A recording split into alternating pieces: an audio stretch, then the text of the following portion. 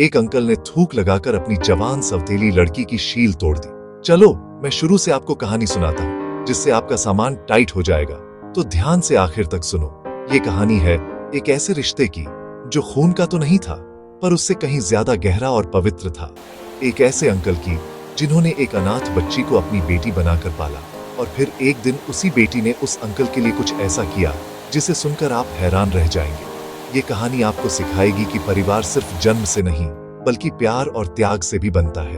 तो चलिए मैं आपको ये कहानी शुरू से सुनाता हूँ, जिससे आपका दिल भर आएगा। तो ध्यान से आखिर तक सुनो। वो एक सर्द और भीगी हुई रात थी। स्टेशन की पुरानी घड़ी में लगभग 11:30 बज रहे थे। शहर सो चुका था, लेकिन इस वीरान प्लेटफॉर्म पर खामोशी का शोर था। हल्की हल्की बारिश हो रही थी, और उस ठिठुरन में प्लेटफॉर्म की एक ठंडी लोहे की बेंच पर एक छोटी सी 8 साल की लड़की अपने घुटनों को सीने से लगाए बुरी तरह कांप रही थी। उसके बाल बारिश में भीगकर चेहरे पर चिपके हुए थे, और उसकी आंखें हर आती जाती ट्रेन में किसी अपने को ढूंढ रही थीं। उस बच्ची का नाम था अन्वी। उसके कपड़े फटे पुराने और मैले थे, पैरों में चप्पल तक नहीं थी। उसने अपनी नन्ही सी मुट्ठी में एक तस्वीर को कसकर पकड़ा हुआ था, जिसमें उसके मम्मी पापा मुस्कुरा रहे थे। वो तस्वीर ही अब उसकी पूरी दुनिया थी, एक ऐसी दुनिया जो कुछ ही दिन पहले उजड़ चुकी थी।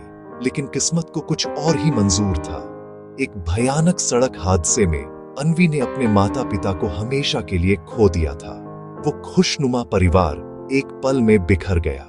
जब उसे रिश्तेदारों के पास ले जाया गया, तो किसी ने भी उसकी जिम्मेदारी लेने से साफ मना कर दिया। दरवाजे उसके मुंह पर बंद कर दिए गए। वो बेचारी अकेली और बेसहारा भटकते भटकते इस अनजान शहर के स्टेशन पर आ गई। उसी वक्त अपनी ट्रेन का इंतजार कर रहे एक 42 साल के व्यक्ति की नजर उस कांपती हुई बच्ची पर पड़ी। उनका नाम था राघव, जिन्हें सब प्यार से राघव अंकल कहते थे। वो एक फैक्ट्री में काम करने वाले साधारण से कर्मचारी थे, जिनकी कमाई भी औसत थी, पर उनका दिल बेहद बड़ा और नरम था। वो उस बच्ची की आंखों में अकेलापन और डर साफ देख सकते थे। उनसे रहा नहीं गया, और वो धीरे धीरे उसकी तरफ बढ़े। बेटा, यहाँ अकेली क्यों बैठी हो? मुझे किसी पर भरोसा नहीं। सब कहते हैं मैं बोझ हूँ। बोझ तो वो होते हैं जो दूसरों को नीचे गिराते हैं।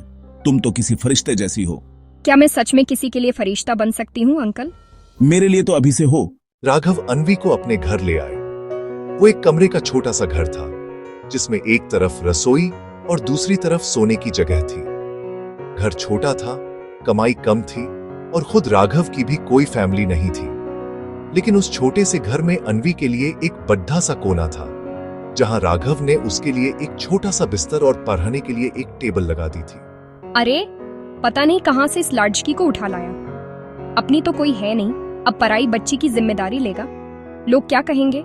अपनी लाइफ खत्म कर ली, जवानी में ही बोझ पाल लिया। शादी ब्याह कैसे होगा अब इसका? लोगों की बातों पर ध्यान मत दो। तुम मेरे लिए जिम्मेदारी नहीं, ब्लेसिंग हो, एक तोहफा।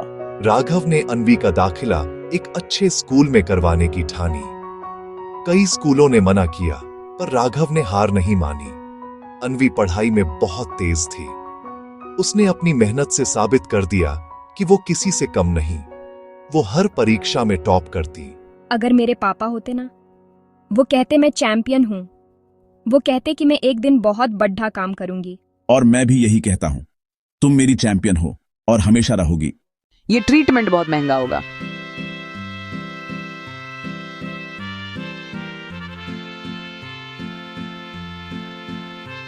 आपने मेरे मम्मी पापा ले लिए, अब अंकल को मत लेना, नहीं तो मैं टूट जाऊंगी।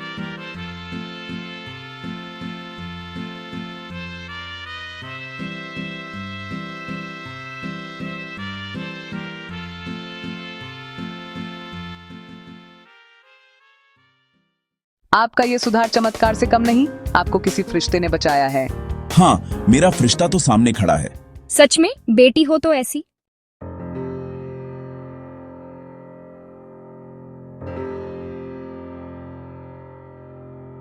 और राघव साथ मिलकर खड़े, भावुक शांति। अंकल, अगर उस रात आपने मुझे नहीं उठाया होता तो मैं आज जिंदा भी नहीं होती। लोग कहते थे मैं बोझ हूँ, लेकिन आपने मुझे अपनी पहचान दी, सपने दिए, परिवार दिया। नहीं अन्वी, तुमने मुझे जीने की वजह दी। तुमने मेरे टूटी जिंदगी में रोशनी भरी। मम्मी पापा ने ऊपर से ही आपको मेरे लिए चुना था। मेरे लिए आप सिर्फ अंकल नहीं, मेरे पापा हैं। दोस्तों, खून के रिश्ते तो हमें जन्म से मिलते हैं, ये एक सच्चाई है। पर दिल के रिश्ते, वो रिश्ते जो हम खुद बनाते हैं, वो किस्मत वालों को मिलते हैं। ये वो रिश्ते हैं जो परवाह, सम्मान और बिना शर्त के प्यार से सींचे जाते हैं। ठीक वैसे ही जैसे राघव अंकल और अनवी ने एक दूसरे को अपनाकर अपना परिवार बनाया। उनकी कहानी हमें याद दिलाती है कि परिवार सिर्फ खून से नहीं, बल्कि अपनेपन के एहसास से बनता है। अगर इस कहानी ने आपके दिल के किसी कोने को छुआ है, अगर इसने आपकी आंखों में एक पल के लिए भी नमी ला दी है, तो इसे सिर्फ एक लाइक या एक व्यू समझकर आगे मत बढ़िए। रुकिए और कमेंट में जाकर लिखिए, दुनिया में आज भी इंसानियत जिंदा है। आपका ये एक वाक्य सिर्फ शब्द नहीं, बल्कि एक विश्वास है, एक उम्मीद है कि अच्छाई आज भी मौजूद है, कि हम अकेले नहीं हैं। और एक बात हमेशा याद रखिए, किसी अनाथ या बेसहारा बच्चे को हमारी दया या तरस की जरूरत नहीं होती। उन्हें बस एक हाथ चाहिए होता है जो उन्हें थाम सके, एक छत जो उन्हें सुरक्षित महसूस कराए, और एक दिल जो उन्हें बिना किसी शर्त के अपना सके। उन्हें एक परिवार चाहिए। इस वीडियो को अपने दोस्तों और परिवार के साथ शेयर करें। इसे उन लोगों तक पहुंचाइए जिन्हें शायद इसकी सबसे ज्यादा जरूरत है। क्या पता आपकी एक छोटी सी कोशिश किसी और राघव को, किसी और अनवी से मिला दे। इंसानियत की ये लौ जो आज आपके दिल में जली है, इसे बुझने मत दीजिए। इसे आगे बढ़ाइए ताकि ये और भी दिलों को रोशन कर सके। अगर आपने इस कहानी को यहां तक आखिर तक देखा है, तो ये इस बात का सबूत है कि आपके अंदर एक बहुत ही खूबसूरत और संवेदनशील दिल है। आप उन चुनिंदा लोगों में से हैं जो महसूस करना जानते हैं। इस दुनिया को आप जैसे और लोगों की बहुत जरूरत है। हमारा साथ देने के लिए आपका तहे दिल से धन्यवाद।